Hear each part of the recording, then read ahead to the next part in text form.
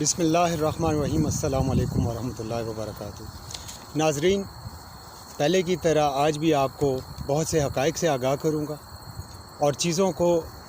جو ہے وہ دلائل کے ساتھ انشاءاللہ ثابت کرنے کی کوشش کروں گا۔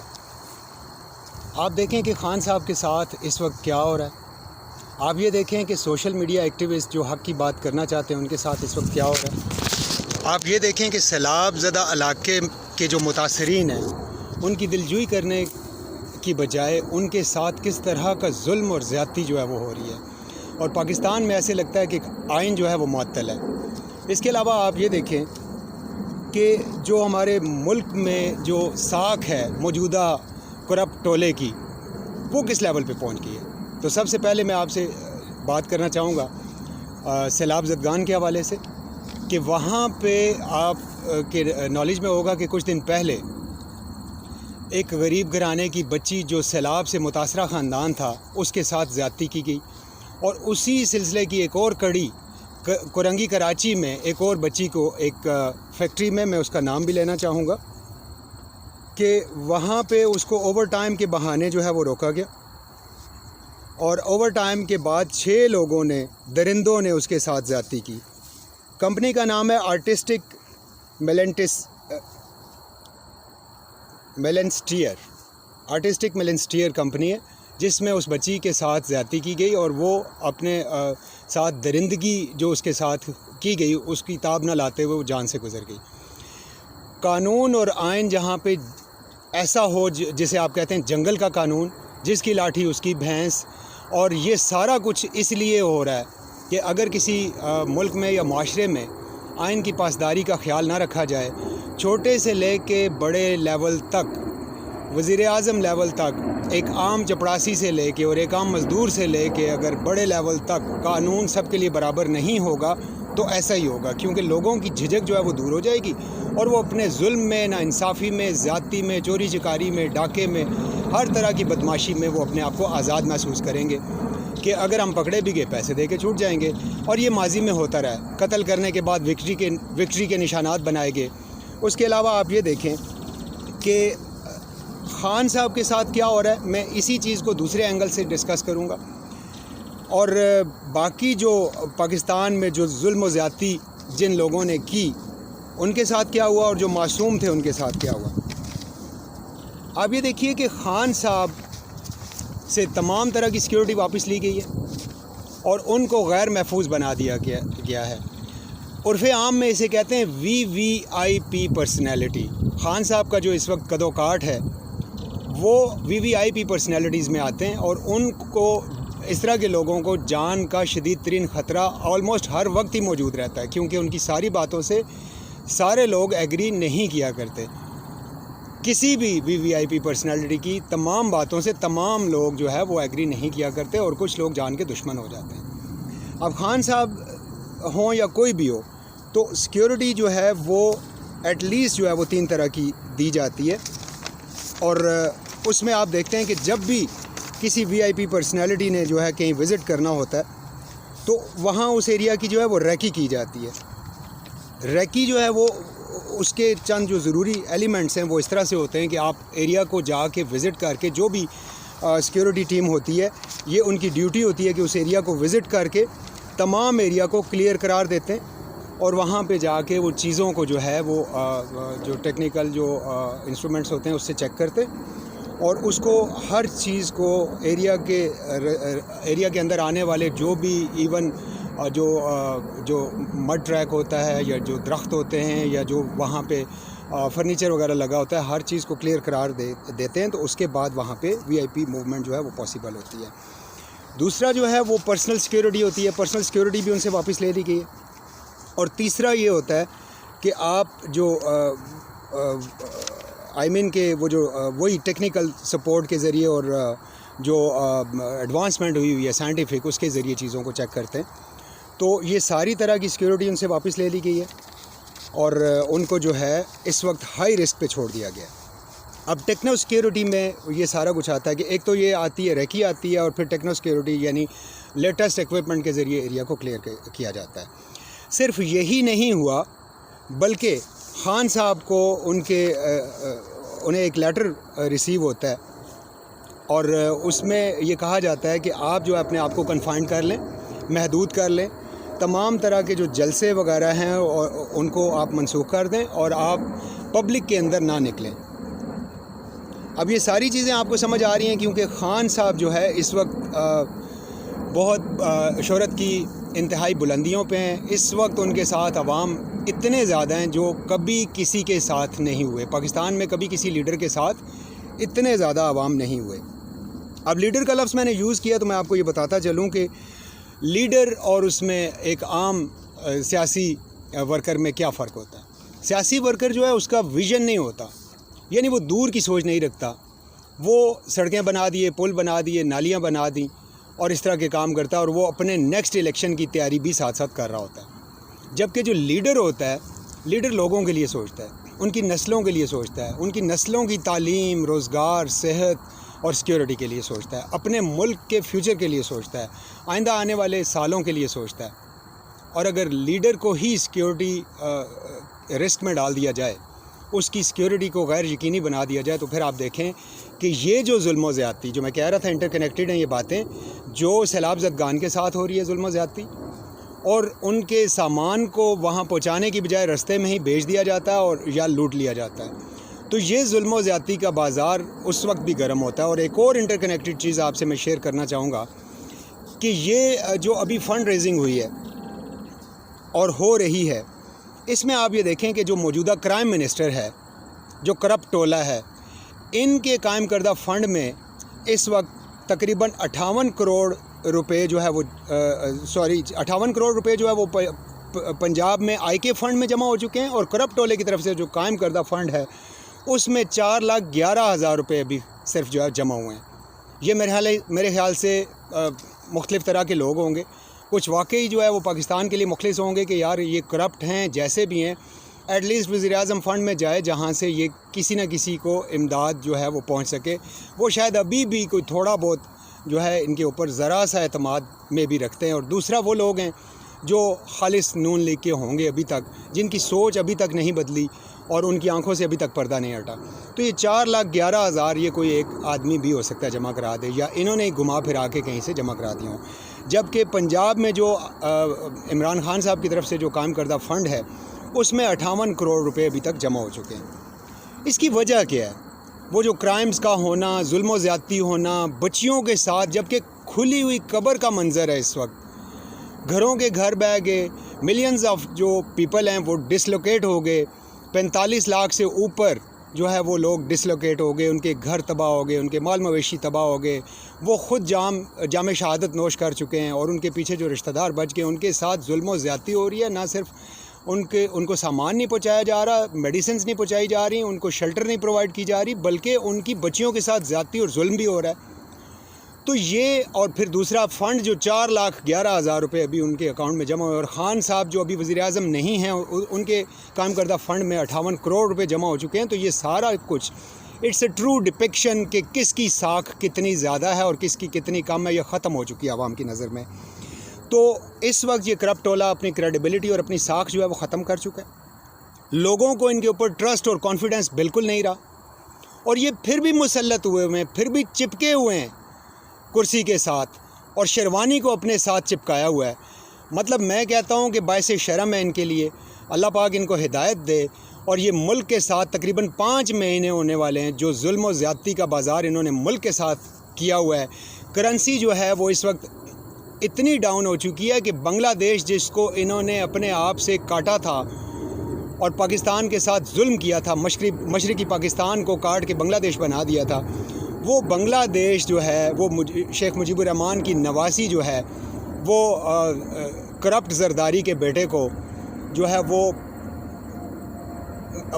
امداد فراہم کر رہی ہے، اور ان کا ٹکا اس وقت پاکستانی 2.5 روپے کے برابر ہو چکا ہے،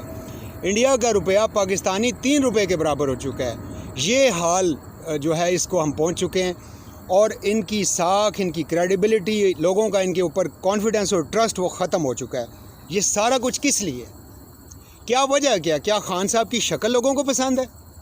کیا خان صاحب جو ہے وہ لباس بڑا خوبصورتی سے پہنتے ہیں؟ کیا اس کی جو ٹیلرنگ ہے وہ بہت خوبصورت کراتے ہیں؟ کیا وہ بال بڑے خوبصورت بناتے ہیں؟ کیا وہ کھیڑی بڑی خوبصورت پہنتے ہیں؟ نہیں بھائی، ہمیں کسی کے ساتھ کوئی غرض نہیں ہے. خان صاحب ایک ویژن رکھتے ہیں, انہوں نے کر کے دکھایا. جب وہ وزارت کی کرسی پہ نہیں تھے اس وقت بھی کر کے دکھایا. نمل یونیورسٹی بنائی, ہاسپٹل بنایا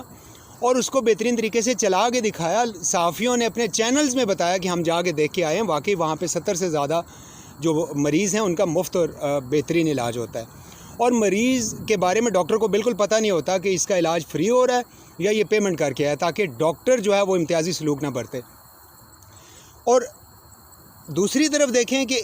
ان کا ماضی بھی دیکھ لیں, ان کا حال بھی دیکھ لیں کہ یہ کرپشن, ظلم, بے انصافی, کریک ڈاؤن اور مالی طور پہ انہوں نے جو ہے وہ حشر نشر کر کے رکھ دیا پاکستان کا, اور لوگوں کی عزت نفس بھی مجروح کرتے ہیں. اور ان کے ساتھ ایک اور سب سے بڑا ظلم جو میں آپ کا اس طرف اشارہ کرنا چاہوں گا, آپ کی سوچ کو اس طرف لے کے جانا چاہوں گا کہ ایک اور بڑا ڈرامہ ہو رہا ہے کہ سوشل میڈیا ایکٹیوسٹس, ان پہ پہلے بھی کریک ڈاؤن ہوا, ان کے گھر والوں کے ساتھ زیادتی ہوئی, اور لوگوں کے, آپ کو پتہ ہے جب وہ احتجاج ہوا تھا 25 تاریخ کو, تو ان کے گھروں میں جو ہے ہزاروں لوگوں کے گھروں میں کریک ڈاؤن کیا گیا. ابھی میں آپ کو ایک اور جو ہے بریکنگ نیوز دے رہا ہوں جو مجھے میرے ذرائع سے پتہ چلی ہے کہ سوشل میڈیا ایکٹیوسٹ جو ویلاگ کرتے ہیں, جو یوٹیوبرز ہیں, ان کے خلاف باقاعدہ پلاننگ کی جا رہی ہے. ان کے خلاف باقاعدہ دہشت گردی کی دفعات لگائی جا رہی ہیں, اور ان کے گھر والوں کو ظلم کا نشانہ بنانے کی پوری منصوبہ بندی کر لی گئی ہے. آپ دیکھیں اونٹ کس کروٹ بیٹھتا ہے, کیا انہیں شرم آتی ہے, حیا آتی ہے, یا وہ اپنے قدموں الٹے قدموں واپس جاتے ہیں یا نہیں جاتے. میں آپ کو یہاں پہ ایک بڑی الارمنگ چیز بتانا چاہ رہا ہوں. یہ جو مغرب ہے یا یورپ ہے اور امریکہ ہے اور کینیڈا ہے, ہمارے جو پاکستانی اوورسیز ان ملکوں کی نیشنلٹی رکھتے ہیں, اور ساتھ بائی ڈیفالٹ ڈیول نیشنلٹی, جو بھٹو صاحب نے سب سے پہلے برطانیہ کی ڈیول نیشنلٹی جو ہے وہ پاکستانیوں کے لیے اس کا رستہ ہموار کیا تھا, اور اس کے بعد مشرف صاحب نے اوورسیز پاکستانیز کے لیے ایک اوورسیز کارڈ جو ہے وہ جاری کیا تھا, جس کی وجہ سے پاکستانی جو ہے کسی بھی ملک کی شہریت سوائے اسرائیل کے وہ رکھ سکتے ہیں, اور ساتھ میں پاکستانی شہری بھی تصور کیے جائیں گے. وہاں پہ وہ اپنی جائیداد کی خرید و فروخت بھی کر سکتے ہیں اور بزنس بھی کر سکتے ہیں, اور وہاں کے باقاعدہ شہری تصور ہوں گے. اگر یہ کریک ڈاؤن کیا گیا, میں آپ کو بالکل بتا رہا ہوں کہ ان ملکوں کے رولز اتنے سخت ہیں کہ یہ 24 گھنٹے سے پہلے اپنے شہری کو وہاں سے نکالتے ہیں اگر اس کو کسی تھانے یا جیل میں رکھا جائے تو. اور اس کے بعد اگر وہ بندہ پرسو کرے اور کیس کرے تو آپ کو ملینز آف ڈالرز کا ہرجانہ بھی بھرنا پڑے گا, اور آپ کو بھگتنا بھی پڑے گا انٹرنیشنل کورٹ آف جسٹس میں. یہ آپ کی سمجھ پہ اگر تالا لگا ہوا ہے تو اس تالے کو کھول لیں, اپنے دماغ کو تھوڑا سا ویژن کو اوپن کریں اور ان چیزوں کو لے کے چلیں. وہ پاکستانی بھی ہیں اور ساتھ بائی ڈیفالٹ ڈیول نیشنلٹی بھی رکھتے ہیں. وہاں پہ آپ انہیں کہہ دیتے ہیں کہ آپ دیکھیں جناب, آپ دوسرے ملکوں میں پاکستان کا تماشا بنا رہے ہیں. وہ نہیں بنا رہے, آپ بنا رہے ہیں. جب آپ لوگوں کو مجبور کریں گے, ان کی فیملیز کو ہراساں کریں گے, ظلم اور زیادتی کا بازار گرم کریں گے, تو وہ اپنے ان دوسرے سیکنڈ کنٹری کی کورٹ میں جائیں گے اور آپ کو پڑ مصیبت جانی ہے, آپ کے لیے عذاب بن جانا ہے. جگ ہنسائی تو ایک الگ ٹاپک ہے, وہ تو ہونی ہی ہونی ہے پاکستان کی اور آپ لوگوں کی جو مسلط ہو گئے ہمارے ملک کے اوپر چند لوگ, اور پاکستانیوں کو بھی ذلیل کروا رہے ہیں اور پاکستان کی بھی جو ہے وہ جگ ہنسائی کر رہے ہیں. لیکن آپ کو مصیبت پڑ جانی ہے. آپ ریمنڈ ڈیوس جس نے دو بے گناہ لوگوں کو قتل کر دیا تھا, وہ اس کو تو آپ روک نہیں سکے. ایمل کانسی کو تو آپ ہولڈ نہیں کر سکے. اس کو ریمنڈ ڈیوس کو آپ کو دینا پڑا. آپ کو ایسا آپ کے سر پہ ڈنڈا آیا کہ آپ کو دینا پڑا ریمنڈ ڈیوس کو بلا چون و چراں.